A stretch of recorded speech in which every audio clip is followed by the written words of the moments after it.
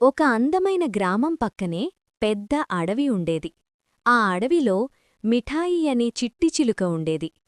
మిఠాయి చాలా తెలివైనది, కాని ఎక్కువగా మాట్లాడేది. ఆలోచించకుండా మాటలు చెప్పడం మిఠాయికి అలవాటు. అడవిలో ఉన్న జంతువులు ఏదైనా సమస్య చెప్పుకుంటే మిఠాయి వెంటనే ఇది కష్టం కాదు, మీరిలా చేయాలి అంటూ మాటలు వేసేది. కాని ఆ మాటలు కొన్నిసార్లు ఎవరికైనా బాధ కలిగించేవి. ఒకరోజు అడవిలో కొత్తగా ఒక గుడ్లగూబ వచ్చింది. అందరూ దాని దగ్గరకు వెళ్లి పరిచయం చేసుకున్నారు. మిఠాయి మాత్రం, ఈ గుడ్లగూబ ఎంత వింతగా ఉంది, పెద్ద కళ్ళు చిన్న ముఖం అంటూ నవ్వుతూ చెప్పింది. అది విని గుడ్లగూబ బాధపడింది, కాని ఏమీ చెప్పలేదు. కొన్ని రోజుల తర్వాత అడవిలో పెద్ద సమస్య వచ్చింది. రాత్రి సమయంలో అడవిలో దారి తెలియకుండా చిన్న జంతువులు తప్పిపోయాయి. అందరూ భయపడిపోయారు.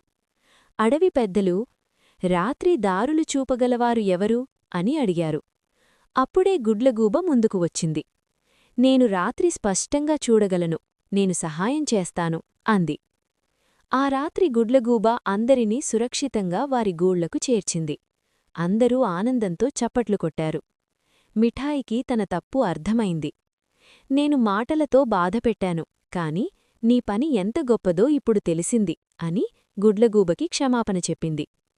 గుడ్లగూబ నవ్వుతూ, మాటలు తీయగా ఉంటే స్నేహం పెరుగుతుంది అంది.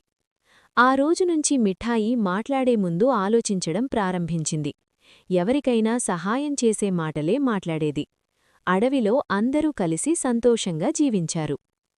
నీతి: మాటలు గాయపరుస్తాయి కూడా, మాన్పిస్తాయి కూడా. మాట్లాడే ముందు ఆలోచిస్తే స్నేహం పెరుగుతుంది. ఇలాంటి మరెన్నో ఆసక్తికరమైన, వినోదంతో పాటు మంచి విలువలను నేర్పించే పిల్లల కథలను మిస్ కాకుండా చూడాలంటే మా ఛానల్ను వెంటనే సబ్స్క్రైబ్ చేయండి. ప్రతివారం కొత్త కథలు, ఆకట్టుకునే 3D యానిమేషన్ వీడియోలతో మేము మీ ముందుకు వస్తుంటాము. మీ పిల్లలకు సురక్షితమైన, నాణ్యమైన కంటెంట్ అందాలంటే ఇప్పుడే సబ్స్క్రైబ్ చేసి బెల్ ఐకాన్ నొక్కడం మర్చిపోకండి.